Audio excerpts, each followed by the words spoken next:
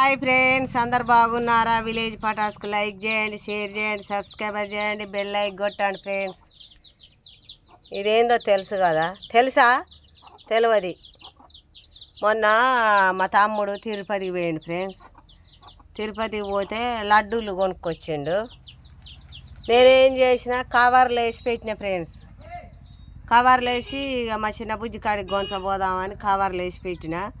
పండుగ కొత్తగా పిల్లగాళ్ళు తింటారని కవర్లు వేసి ఇట్లా మొలకు తలిగించిన. మొలకు తలిగిస్తే ఉడతలు ఎప్పుడో అసలు ఏడు నుంచి సందలేదు. మరి దీని వాసన ఎట్లా కానీ ఏం కాదో ఇంక్యులేటర్ కాడ నుంచి ఉడతలు ఉడతబట్టే అంత సందు గోడ పైన ఇంక్యులేటర్ కాంచి రేకుల కిందకి వెళ్ళి గీక్కొని వచ్చి లడ్డూలు అయితే 2 లడ్డూలు కథం పెట్టినాయి. ఒక లడ్డు కథం పెట్టింది, ఒక లడ్డు ఇగో సగం ఉన్నది. మొత్తం తిన్నది ఫ్రెండ్స్. తిరుపతి వెంకన్న స్వామి లడ్డు. అది రాములవారి బంటు కాబట్టి దానికి ఎట్లా వాసన తెలిసిందో వచ్చింది, తిన్నది. తిరుపతి వెంకన్న అందరినీ చల్లగా చూడాలి తండ్రి.